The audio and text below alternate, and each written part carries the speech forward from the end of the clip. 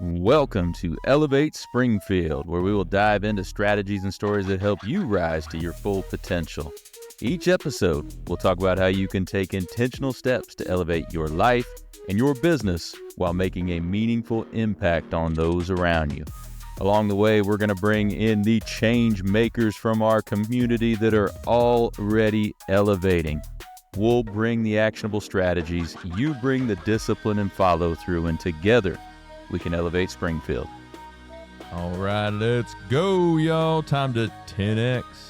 Hey everyone, welcome to NextGen on Elevate Springfield. I'm Ellie and I'm here with my dad, Robert. Together, we're talking about what really matters to teens today. From school and skills to pressure, purpose, and possibilities, we'll share honest conversations, practical strategies teens can actually use, and a little dad-daughter debate. This is about listening, learning, and growing. Together, let's elevate the next generation.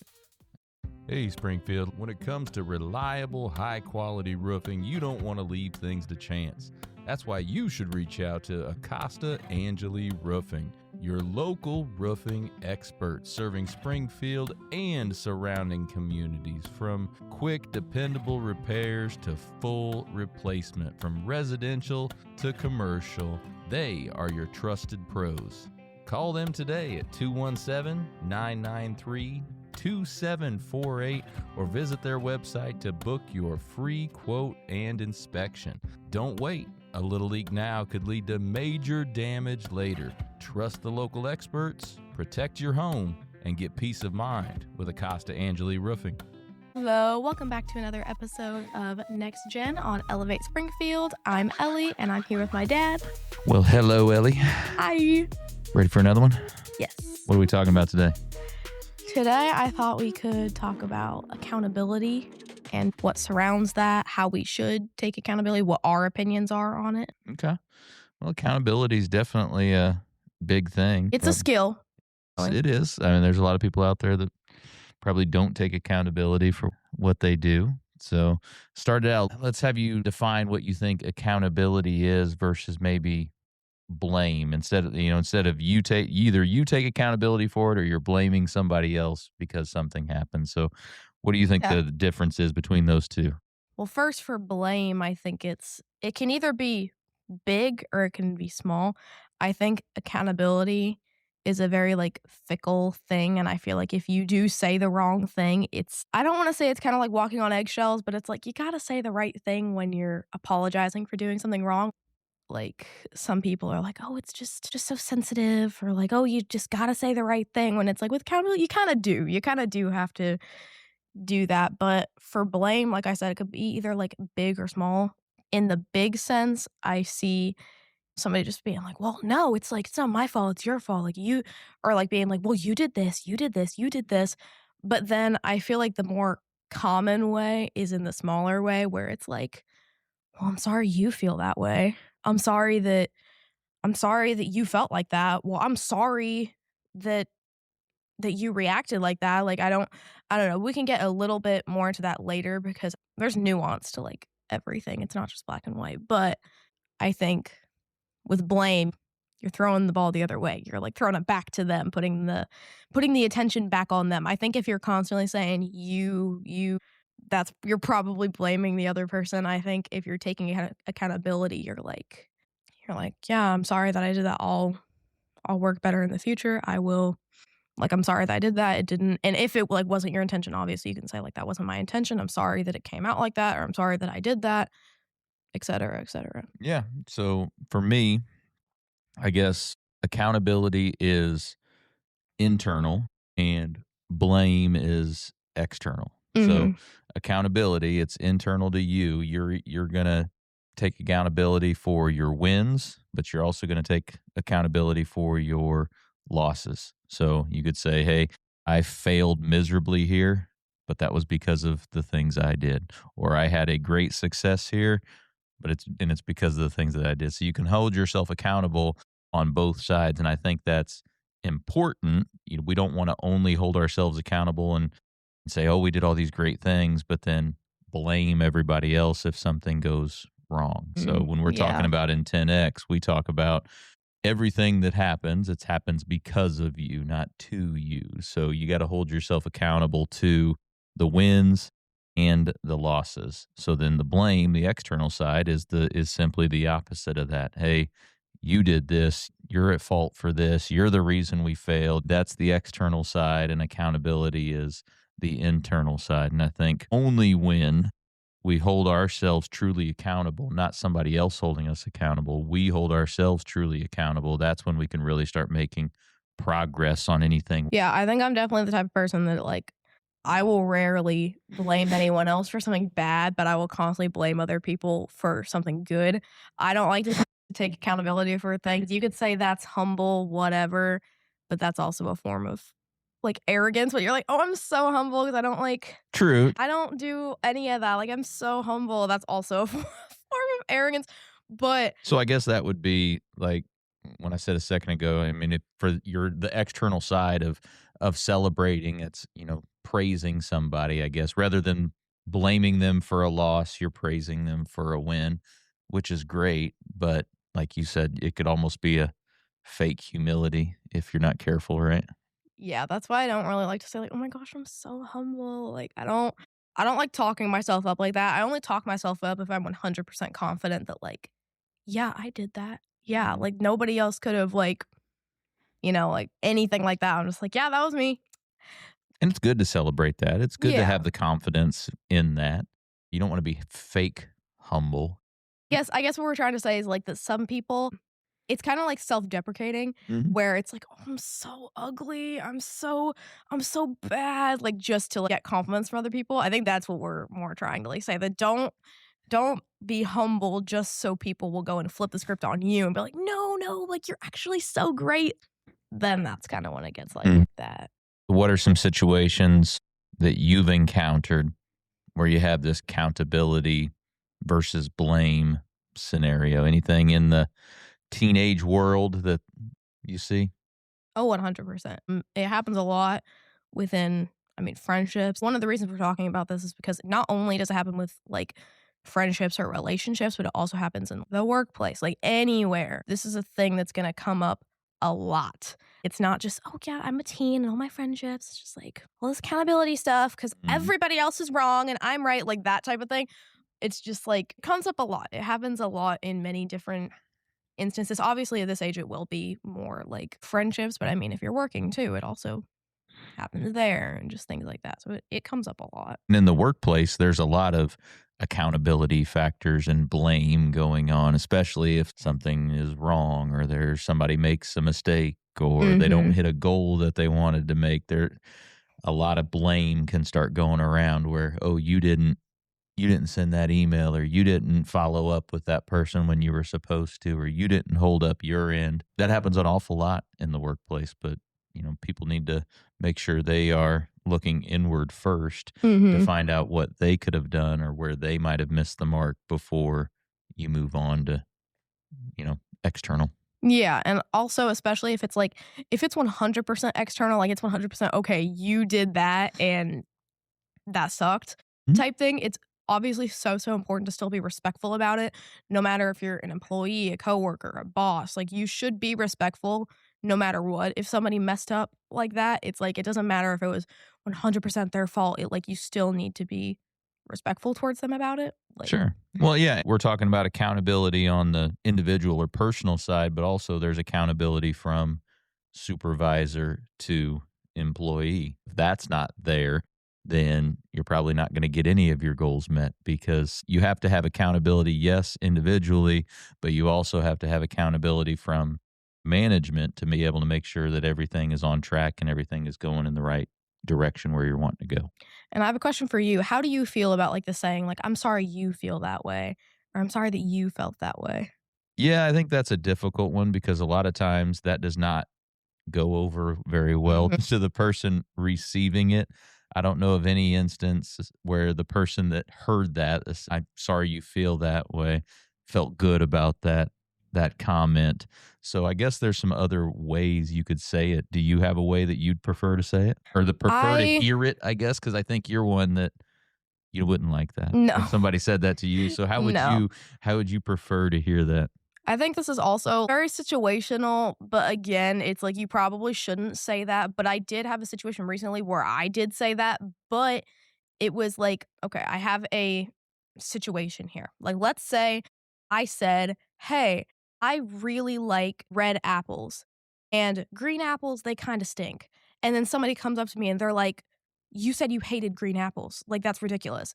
And then I'm like, and this is like the other side of the situation. So I'd be like, oh, I'm sorry, like that it came out like that. I take accountability for this because I'm sorry. I didn't mean to say I didn't mean for it to sound like I hated green apples. All I said was that, they kinda stink, but I didn't mean I hated them, but I am sorry that it came out that way and I'll do better in the future, blah, blah, blah, blah, blah. I know it's a stupid analogy, but bear with me. Versus a situation where I'm like, "Oh, I love red apples." And then somebody comes up to me and they're like, "So you hate green apples?" And I'm like, I'm sorry you felt like that's what I said, but that's not what I said. So I'm not going to take accountability for you taking something that I said. And I know for a fact what I said, especially if it's like a text conversation, you like go back in it. I know 100% for a fact what I said, how I said it. And I don't feel the need to take accountability because I didn't say anything that would give that impression versus a scenario where, like I just said, like I did say something to give that impression. So it's like, okay, like I'm sorry about that. Like I didn't etc. But in a situation like that, it's just like I did have a situation like that where I was like, okay, I didn't say anything to give you that impression. I actually told you the complete opposite. Hey, I don't hate green apples, just so you know. I just love the red ones. Like that's it.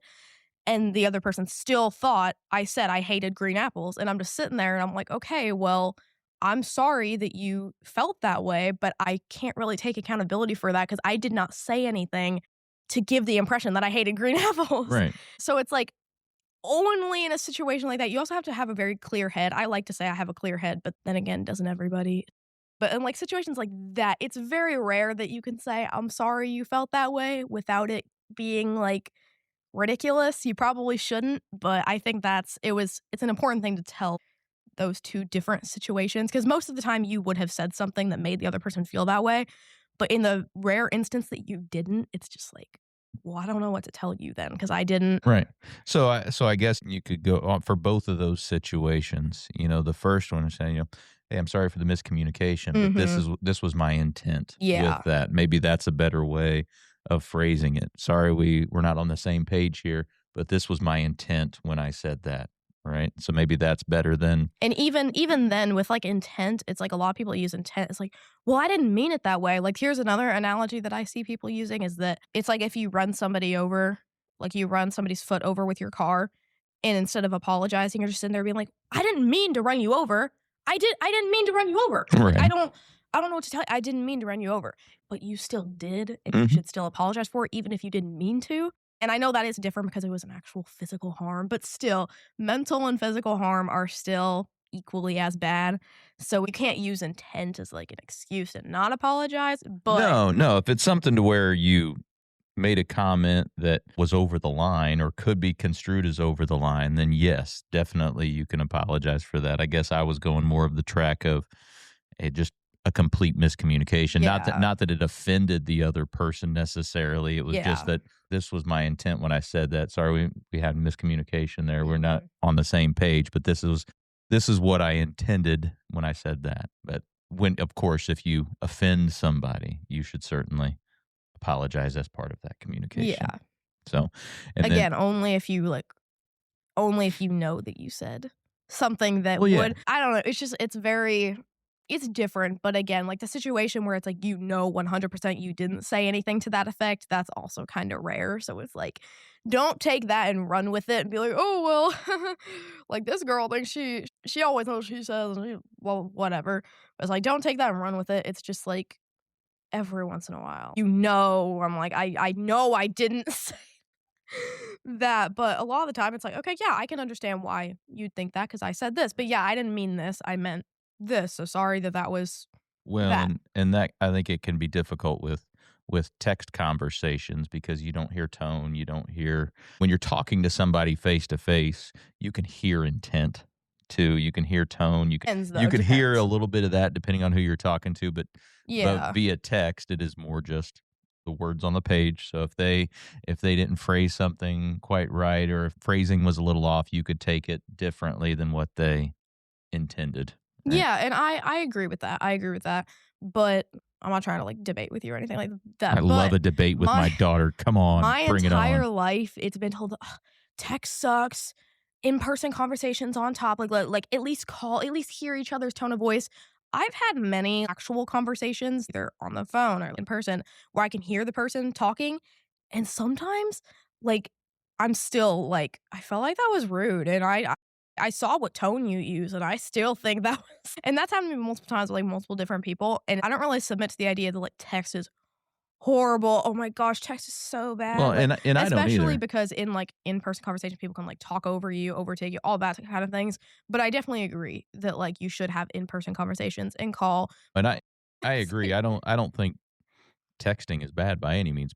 Quite frankly, most of my communication that I have on my cell phone is via text. It's Mhm. I do, of course, I call people too, but the majority of the conversations I have with people are via text. So I'm certainly not saying that that's the bad way to communicate, because I do it all the time. It's just Mhm. sometimes you can lose some meaning every now and Yeah, again. definitely. So I it's agree easy to with do that. But I think accountability is so important because it saves so many relationships, so many like jobs, so many this, so many this, so many this. It's like it's so difficult for so many people to do, and it's like I learned that early on that it's like, it's fine to take let's take accountability, like, this is exhausting. It's like, I'm also just very much of a communication person, so I'm just sick of all the mind games and all that stuff. Why can't you just talk? Like, just talk and just be real and authentic and just, like, apologize for when you do something wrong. Here's the thing. I mean, for most people, it's very easy to hold themselves accountable when things are going good. Mm. The difficult part is when things aren't going according to plan and failures are creeping in. That's the hard part, is holding yourself accountable for that, because hey, if I'm going to hold myself accountable for all these wins, hey, I'm doing all this cool great stuff. When you're not doing the cool great stuff and the failures are happening, you have to hold yourself accountable to that too. So, and I think that's where I low key think I have the opposite problem. I'm always holding myself accountable for, like, the bad stuff, Mm. and then whenever it's the wins, I'm like, "Okay, whatever. Yeah, did that. well, Okay, anyways." and yes, because I think you're like me in that aspect. I expect that I'm gonna, be able to accomplish what I'm wanting to accomplish, and when I hit some goals, I do just kind of like, hey, there you go. Well, Yeah, yeah. I that's a hey, there we go. That's where I get it I from? hit it. Okay, Yes, here's you the get it thing. from me, because I'll move right on to the next thing. Hey, I just hit that goal. Cool. What's the next one? My thing is that whenever I don't hit that goal, I'm like, "I'm horrible, I'm stupid, I'm ridiculous." But then whenever I do, I'm like, "'Kay, Yeah. No, got it." you get It's that like from me. it's a Yeah. relief. It's like a weight off my shoulders, but it's like I'm not, like, excited about it. That's how I am with archery. My coach has been telling me for a year, she's like, "You gotta be excited." And I have gone back a little better at being excited. I'm like, "Yes." But I saw this one quote that was like, "I can never celebrate my achievements because in my brain, it was always, like, my obligation to achieve them." So it's just there. It's like it's just I don't celebrate it. I'm just like, "'Kay, got it. Yes." No, you It's get like that from me. That's the exact way I am. I'm thinking that quote you just said is very similar to the way I think. It's like, well, I'm going to put in all the work. I'm going to do all the stuff I need to do. If I do all that, I'm going to hit that goal. And then when I hit that goal, cool. yeah. And, like I feel good about it, but I'm not big on like dwelling on a big win. It's like, mm, hey, that's great. Now it's yeah. move on to the next one. And, like, my standards are just, like, too high because, like, in archery, it's when you get a 9 or a 10, like, my coach has told me, she's like, "That's awesome, that's exciting." But for me, it's like, it's my obligation to get a 9 or a 10, and if I don't get a 9 or a 10, then I'm just like, "I suck." Guys, I'll take an 8. I'll take a 7 too. But if I get any lower than that, I'm like, "Okay, I quit. This is horrible. I'm so bad." No, but I'm joking. But still, I'm like, I feel horrible. I'm like, why? My standards are just like so high for myself that it's like whenever I'm new to something, I don't really give myself enough like leeway. Leeway, Leeway. grace, I whatever. don't give Yeah. myself enough leeway to learn it. Mhm. I'm just like, okay, I'm not good at this. Like, why am I not good at this brand new thing I just started today? Huh, that's weird. I just get so like, why am I Well, not good at this, dude? and that's something you'll get better at over time. But one thing we talk about in 10X is if you if you harp too much on your wins, like if you're just overly celebratory on your wins, you're probably going to be overly down on your losses. That's why in my brain, that's why in my brain, I'm like, set yourself up for disappointment so then you're not disappointed because you were already kind of expecting it. I know it's not very healthy, but that's what I do. It's not. I lean more in the middle where, and I think you're somewhat like me in this aspect, in other ways not, but in anything, I don't have super high highs and I don't have super low lows. Most of my stuff is right here. Things can be going phenomenal and I'm still right in here. Things can be going pretty horrible and I'm still kind of right in here. You probably see that about me. I don't have super high highs and I don't have super low lows. And you have some of that in you, but probably not as much as me. I think I'm too scared to get to like the super high highs because every time that happens, it's just like plummets from there, and then I'm just like, well, okay. But I think like with the accountability thing, and like with me saying like you have to have like a clear head, I'm also very in tune with my emotions, and it's things that people tell me. People give me constructive criticism. It's not something I don't already know. It's like I know. I think that's also why I get so annoyed with like people who, not in like a workplace setting, but like in friends or whatever, and they're trying to tell me something and I'm like, I know that. I know me. I know what I know. Like there's nothing you can tell me that I'm not already working on. With me also, if I already think something like negative about myself and then people go and they confirm it. Like if I'm like, oh my gosh, I'm going slow, I need to speed up, and then someone's like, you need to speed up, and I'm like, I know. I was hoping I wasn't doing as bad as I thought I was. Let me throw a quote at you. Let me see what you think about it. So it's an old quote. People have said it a lot. But if you think you can or you think you can't, you're right. What do you think that means? I think when you think you can't, you're not going to put as much effort into it because you're like, well, I can't anyway. Yeah, so it's a mindset thing, right? Yeah, but I mean, but in the situations that I'm talking about, I'm like, I'm actively trying to work on it. And then I feel like my progress gets set back whenever somebody's like, hey, you need to do this. And I'm just like, I know, I'm trying. Right. But do you think you could utilize that mindset shift? Yes, I'm trying. I still can. Use it as a learning experience, but I'm going to continue pushing. Yeah. Yeah. How do you deal with somebody who doesn't take accountability? Well, unfortunately, you don't. In a workplace setting, if somebody doesn't take accountability for their actions, especially if they are negative actions and they're costing the company money or they're costing the company customers or they are providing a less than great customer experience, if you can't go through a learning process with them to get them on the right track, unfortunately, that's just not going to work out for the company. So that is one, I guess you could call it a character trait, being able to have that accountability to yourself that is very, very important. And some people just do not have it and do not learn it, whereas other people have a very, very strong sense of accountability. And those are the type of people that you want on your team because you know that not only are they holding themselves accountable to, you as the supervisor, you as the company, but they're holding themselves accountable to their own standards, which hopefully are very high standards. So those are the type of people you want. So you can try to train that, you can try to model that, but when it comes down to it, if people aren't going to hold themselves accountable, they're probably not going to be a great team member for your company. Yeah, I saw this one quote that really spoke to me. It was like, I have high standards because what I ask for, I can provide. And that changed me because it's like the things that I'm asking for in friendships or something like that is what I'm giving to other people and to the other friendships. It's not like with my friends that I'm not like super close to. I'm not asking for them to be like amazing, like always here type friends. But with the friends that I'm really close to, I'm giving these people like everything. And I'm just like, I'm not asking for too much because what I'm asking for, I'm doing right now. Like the things that I'm asking for you to do, I'm doing for you right now. So, I'm not asking for too much because I'm doing that. And it can be the same thing if you're a boss. It's like, I'm doing this and I'm asking my employees to do this. So it's not too much because I'm doing this. This person's doing this. This person's doing this. That's a good point, especially for leadership or management within a company. If you're trying to hold your people accountable and you're not doing the things you're trying to hold them accountable for, that is not going to work. Yeah. It's not going to work. Yeah. So, any last tips for teens to help with this accountability versus blame stuff? Just put your ego aside, man. Just take accountability. It's whatever. It's gonna help you, I promise. Obviously, I'm not saying like take the blame for everything. You should be able to be like, yeah, I know what I did was wrong. And then have a conversation about your part of it. And then also be able to hold the other person accountable too. Be like, okay, yes, but I did this. Yes, I'm sorry. Blah, blah, blah, blah, blah. And then you hold the other person accountable too. There you go. But it's not a blow to your ego. It's actually, it makes you a better person by taking accountability, and it'll help you in the long run. There you go. I promise.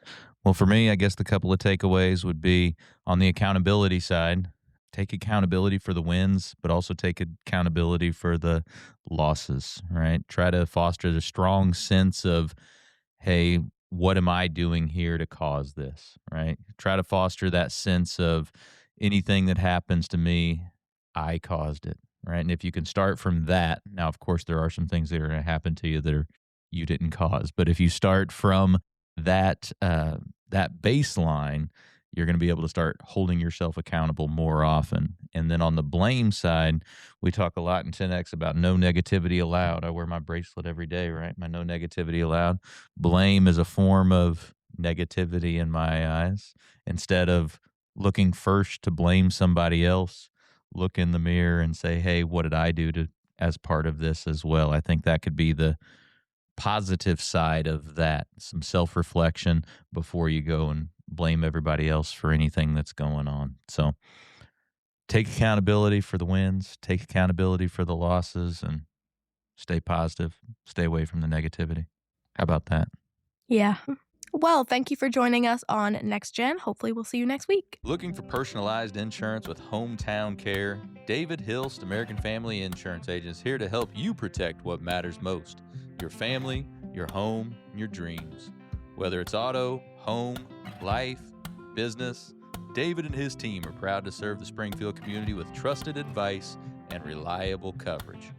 Local service, real relationships, peace of mind. Call today or stop by their office. They can build your dream protection plan together.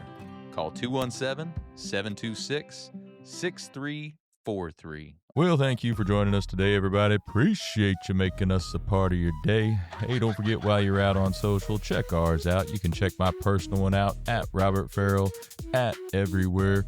Check out those Elevate Springfield pages, those Big Dog Business Coaching pages as well. Check us out over on YouTube. Give us a subscribe, give us a like or a follow on any of those channels. We would certainly appreciate it. So, hey, take what you learned today. You bring the discipline and follow through, and together, that's right, y'all, we're going to elevate Springfield. Be great. When I first walked into Shudokan Karate Club, I was just looking for a way to get stronger, but what I found was so much more. Here we train in traditional karate, the real stuff, passed down through generations. Every punch, every kata has purpose. I've learned self-discipline, confidence, and how to protect myself. Not just in class, but in real life. It's not about being aggressive, it's about being prepared. This is more than a club, it's a way of life. Join us at Shudokan, traditional, powerful, real. Ki-ai!